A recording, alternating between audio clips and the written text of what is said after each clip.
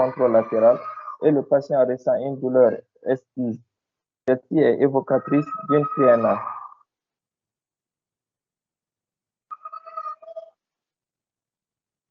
Au niveau de la paraclinique, plutôt, la bandelette urinaire fait partie de la clinique, j'allais dire.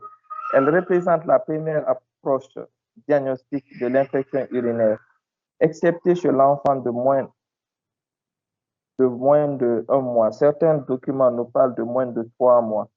Donc, il fait partie de l'examen clinique.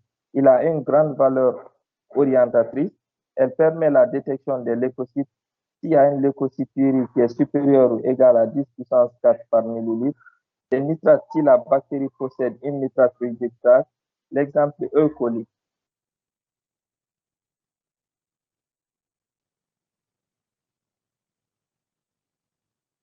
Il faut savoir que la bandelette urinaire peut être mise à défaut pour les leucocytes en cas de leucopénie. Lorsque nous faisons une numération autour d'une leucopénie sur notre patient, pour les nitrites, lorsque la bactérie ne produit pas de nitrate résultase, ça c'est un exemple, les streptocoques D. Lorsque l'alimentation est pauvre en nitrate, par exemple un nouveau-né qui est sous allaitement ou bien un nourrisson qui est sous allaitement maternel exclusif, beaucoup plus que le nouveau-né, ou lorsque l'urine a séjourné trop peu de temps dans la vessie. Donc, une pollacurie, une sonde à demeure. Toujours au niveau de la bandelette urinaire, la positivité des leucocytes et ou des nitrites à la bandelette urinaire impose la réalisation d'un ECBU pour confirmer le diagnostic. La négativité de la bandelette urinaire pour ces deux paramètres a une valeur prédictive négative de 97%. Au-delà de l'âge de 1 mois, la négativité de la bandelette urinaire autorise à ne pas réaliser d'ECBU. Avant, la bandelette urinaire a une mauvaise valeur prédictive négative et l'ECBU s'impose d'emblée. Donc, parlant de l'examen cytobactériologique des urines, il faut savoir qu'il est indispensable pour confirmer le diagnostic. Il permet d'identifier le germe et de guider l'antibiothérapie. Les conditions de recueil doivent être irréprochables, dont une toilette périnéale soigneuse, suivie d'une désinfection soigneuse par solution d'hexamidine alcoolique 70%, puis un rinçage à l'eau stérile.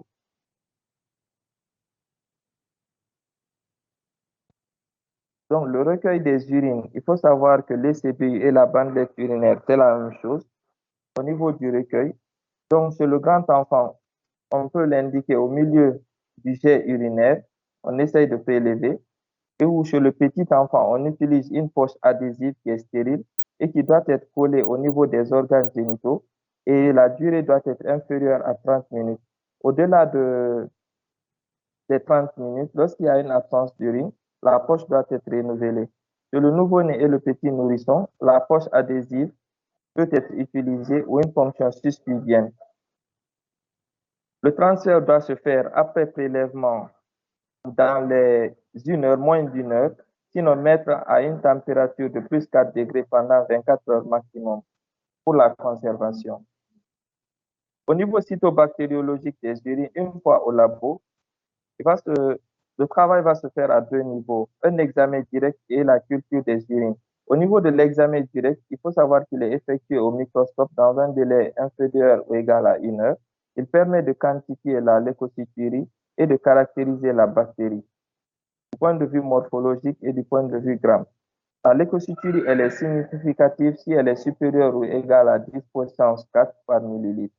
La culture des urines est systématique. Elle permet d'identifier l'espèce bactérienne en 24 heures et de la quantifier et d'effectuer un antibiogramme en 48 heures.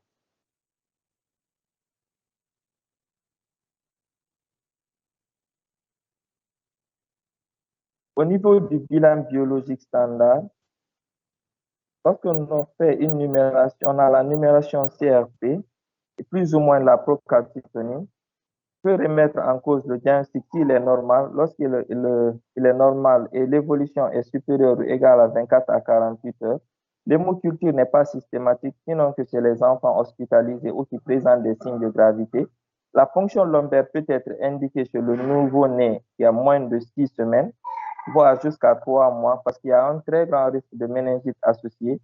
Donc, si le CBU est positif et cela est associé à des signes neurologiques, il faut penser à une méningite.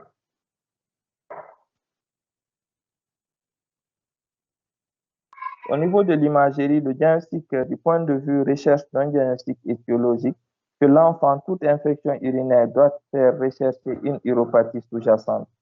Donc, le premier examen à faire du point de vue imagerie, c'est l'échographie qui, devant une infection urinaire haute ou basse, sauf le premier épisode de cystite de la fille, ou en cas d'hématurie macroscopique, son intérêt est d'éliminer une malformation et ou une obstruction des voies urinaires, un abcès, exceptionnellement une lithiase ou une tumeur. Donc, on peut encore mettre en évidence des signes d'atteinte parenchymanteuse ou un reflux vésico-urétral.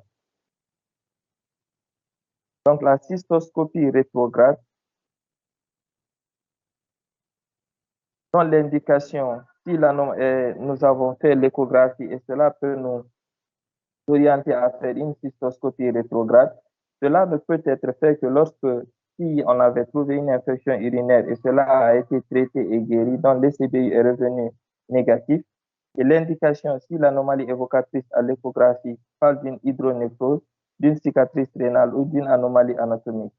Le deuxième épisode de pyélonéphrite aiguë, plus ou moins la calcitonine qui est élevée, car elle est aussi associée à un reflux vésico-urétral. C'est le seul moyen de diagnostic d'un reflux vésico-urétral. Il permet de différencier les reflux vésico-urétrales de faible et de haut grade. Il peut également mettre en évidence un obstacle sous-vésical. Au niveau de l'imagerie toujours, on peut encore avoir d'autres types d'imagerie, dont la TDM, lorsqu'on suspecte un abcès ou en cas de rein muet à UV, donc la scintigraphie rénale, la scintigraphie au DTPA, la scintigraphie au nécromag, l'uro-IRM, la cystographie isotopique et la cystomanométrie. Ce sont entre autres la paraclinique qu'on peut aussi, mais qui sont rarement demandées. Parce que généralement, c'est l'échographie on fait, et maintenant, si l'échographie nous oriente envers des signes qui peuvent motiver à faire la cystoscopie, donc on le fait. Du point de vue forme clinique, on a les formes selon l'âge et les formes selon le type. Donc, pour les formes selon l'âge, l'infection urinaire du nouveau-né ou du nourrisson de moins de 2 mois, les signes sont peu spécifiques, voire trompeurs.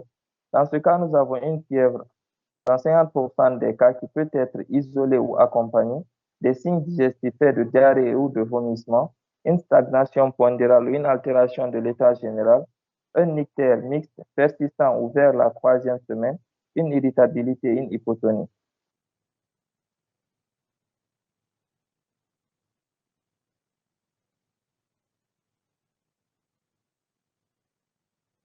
Toujours chez le nouveau-né ou le nourrisson de moins de 2 mois, parfois on peut également avoir des signes urinaires qui vont se traduire par une hématurie, une difficulté à la miction, remarquée par des pleurs lors de la miction, une oligurie, le bébé ne va pas mouiller sa couche depuis plusieurs heures. Chez le nourrisson de moins de 18 mois, la symptomatologie peut se traduire par une fièvre, mais qui est inconstante, souvent isolée et répétée. Les troubles digestifs sont souvent au premier plan. Les urines troubles, sales ou fétides, une hématurie répétée dans la couche, une plurie insipide par défaut de concentration, qui va déclencher une déshydratation souvent révélatrice d'une anomalie des voies urinaires. De l'enfant plus grand, on peut avoir 2 tableaux qui peuvent être rencontrés dans le tableau d'infection urinaire basse ou la cystite, où on a une fièvre qui est inférieure à 38,5, sans signes généraux ni de douleur lombaire associée.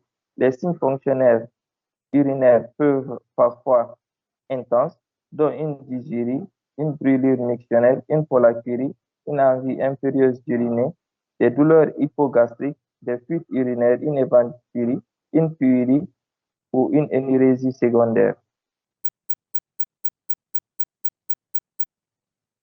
Toujours sur le grand enfant, donc le second tableau peut être pyélonéphrite aiguë,